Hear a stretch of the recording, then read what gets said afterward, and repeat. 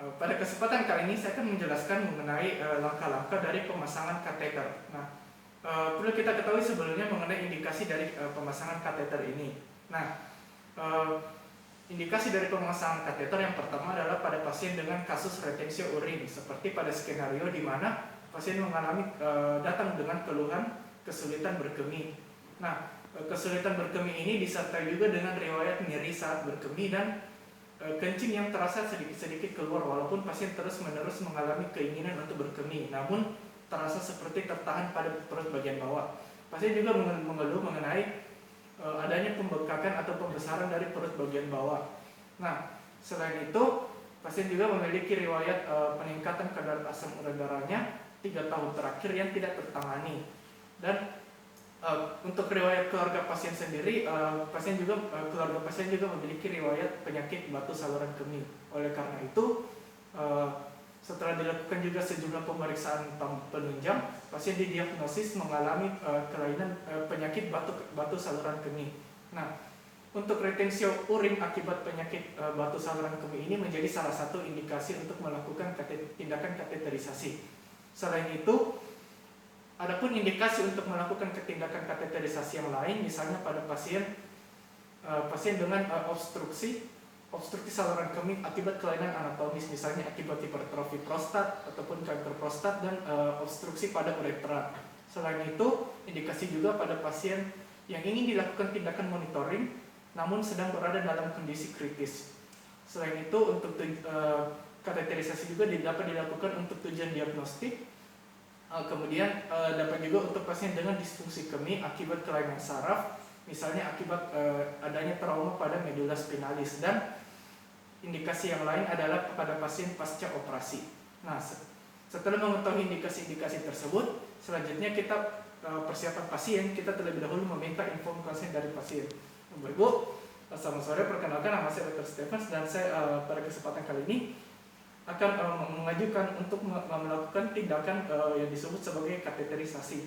Nah, maksudnya dari tindakan kateterisasi ini, Bu, saya akan memasangkan selang atau kateter nanti yang akan dimasukkan melalui saluran kencingnya ibu untuk membantu memudahkan ibu nanti kencing selama perawatan. Nah, perlu saya ingatkan mengenai beberapa risiko yang dapat terjadi akibat tindakan kateterisasi seperti risiko infeksi, namun saya akan berusaha semaksimal mungkin untuk agar tidak terjadi risiko-risiko tersebut yang dapat terjadi. Nah, ibu tetap mempunyai hak untuk menolak, namun perlu saya ingatkan bahwa tindakan kateterisasi ini penting untuk membantu ibu menangani keluhan yang sulit kencingnya dan juga membantu mengurangi gejala-gejala lainnya. Apakah ibu bersedia? Oke, baik Bu, sebelumnya saya persiapkan dulu alat-alatnya dengan bahan-bahannya. Nah, untuk alat-alat dan bahan yang akan digunakan, yang pertama adalah handscoon yang steril. Kemudian kita akan gunakan juga kateter yang steril.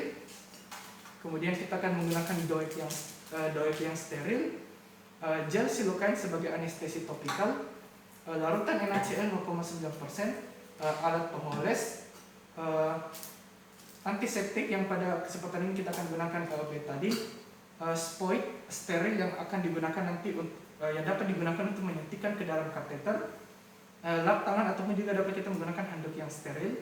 Kemudian kita juga akan menggunakan tempat sampah medis ataupun kita dapat menggunakan bas komentar berisi klorin 0,5%. Kemudian plester atau perekat, dan juga kita akan menggunakan alat penampungan urin, dapat menggunakan urine bag ataupun menggunakan botol yang telah berisi kira-kira 50 cc formaldehid. Setelah itu kita lakukan terlebih dahulu sanitasi tangan.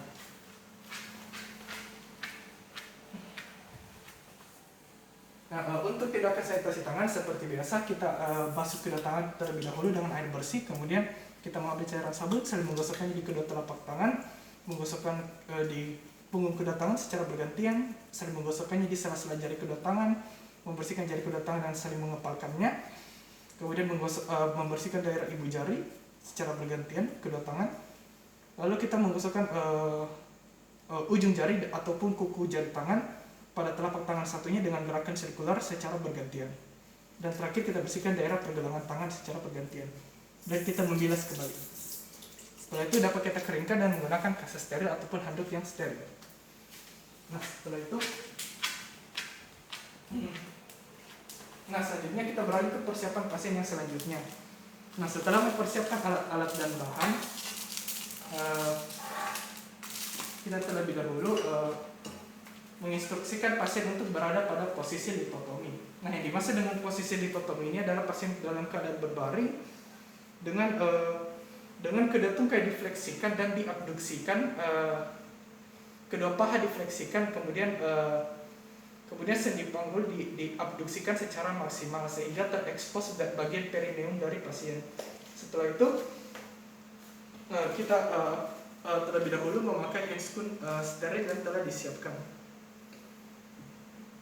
Untuk prosedur dari pemakaian handscoon yang steril tersebut kita lakukan dengan prinsip ujung dari kulit dari tangan hanya menyentuh bagian bawah dan hanya menyentuh bagian dalam dari handscoon steril tersebut.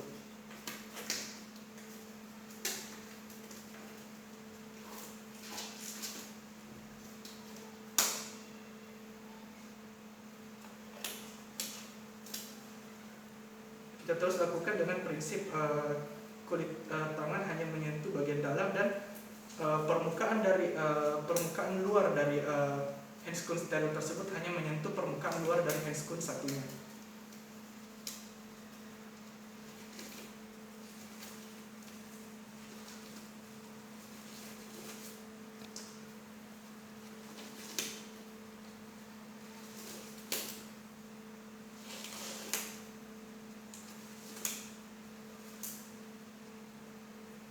Nah, setelah menggunakan handscoon yang steril, kita kemudian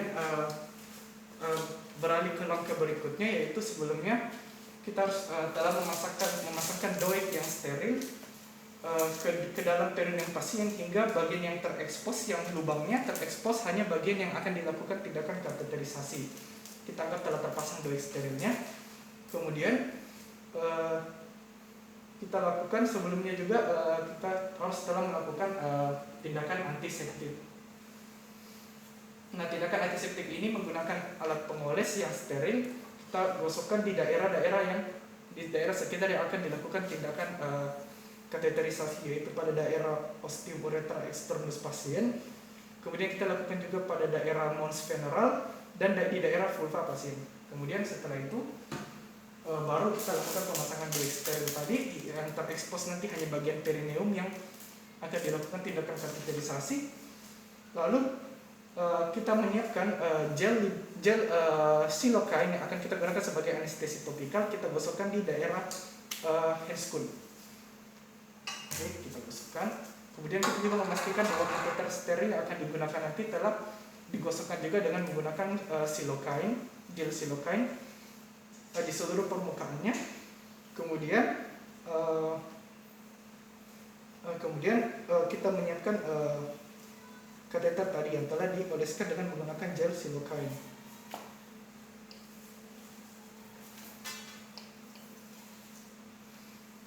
Nah,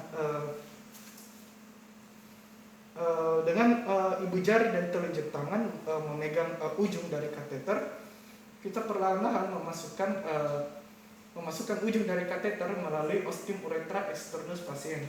Dan kita pastikan juga bahwa sebelumnya ujung satunya dari kateter telah terhubung ke penampung urin yang akan kita gunakan. Setelah itu kita lanjutkan, kita kemudian masukkan lebih dalam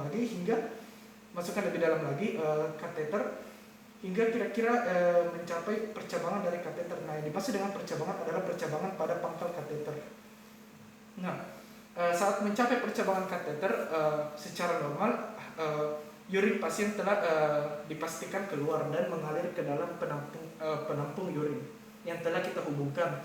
Nah, dengan keadaan telah keluarnya urin tersebut, maka dapat kita pastikan juga dengan setelah mencapai percabangan, dapat kita pastikan bahwa ujung balon dari kateter yang kita masukkan telah mencapai di dalam vesika urinaria pasien dan telah melewati leher dari vesika urinaria pasien. Nah, ketika telah dipastikan telah melewati leher vesika urinaria dan telah masuk ke dalam ruang vesika urinaria, Selanjutnya kita dapat dengan menggunakan spoit yang di dalamnya telah terdapat larutan NaCl, kita masukkan ke dalam kateter kira-kira 5 hingga 20 cc dari larutan NaCl 0,9% sesuai dengan kapasitas dari balon kateter yang digunakan. Nah, setelah kita kembangkan, maka dapat kita pastikan bahwa balon yang telah dikembangkan tersebut berada di dalam vesika urinaria pasien. Karena jika misalnya balon mengembang di dalam uretra pasien, maka hal itu dapat mengakibatkan terjadinya ruptur uretra yang tidak diinginkan. Oleh karena itu, sebelumnya kita harus pastikan bahwa balon dari kateter telah berada di dalam vesika urinaria. Setelah dilakukan pengembangan balon, kita kemudian dapat menarik kembali kateter tersebut hingga kira-kira balon kateter tersebut tertahan di leher dari vesika urinaria pasien, dan hal itu tersebut bahwa tindakan kateterisasi berhasil. Nah, ketika sudah tertahan, maka selanjutnya yang akan kita lakukan karena kateter yang akan kita gunakan ini adalah kateter yang bersifat non self retaining, kita harus melakukan fiksasi secara manual. Nah, untuk fiksasi secara manualnya kita fiksasikan dengan menggunakan plester ke arah dari spina iliaca anterior superior pasien. Kemudian kita fiksasi dengan menggunakan plester. Namun sebelumnya kita harus pastikan bahwa doik steril yang telah terpasang telah dilepas kembali. Kemudian kita lakukan fiksasi dengan menggunakan plester ke arah spina iliaca anterior superior pasien. Nah, setelah terfiksasi, kembali kita pastikan bahwa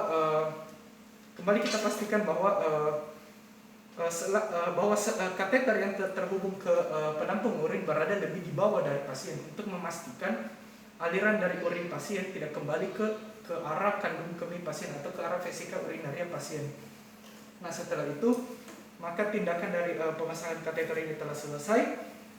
Kemudian kita lakukan pelepasan handscoon yang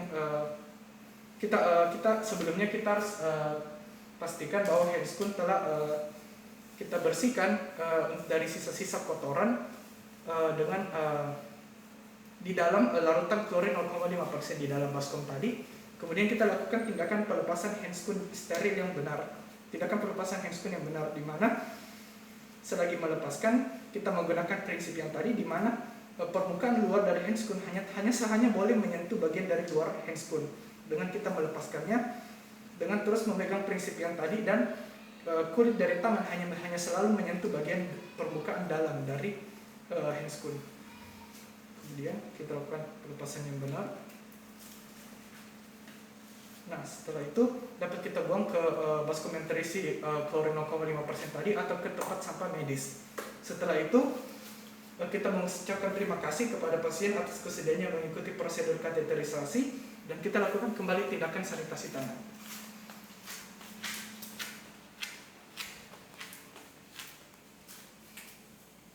Nah, seperti sebelumnya, tindakan sanitasi tangan kita lakukan kembali membasuh kedua tangan menggunakan air mengalir, mengambil cairan sabun, saling menggosokkan di kedua telapak tangan, di punggung tangan, kedua tangan secara bergantian, di sela-sela jari kedua tangan. Kemudian kita bersihkan jari-jari tangan dengan saling mengepalkannya.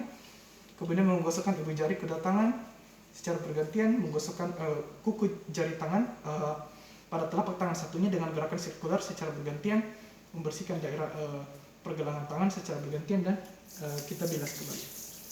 Setelah itu kita keringkan dengan menggunakan handuk yang steril ataupun menggunakan lap tangan yang steril, dan tindakan dari pemasangan kateter pada pasien selesai.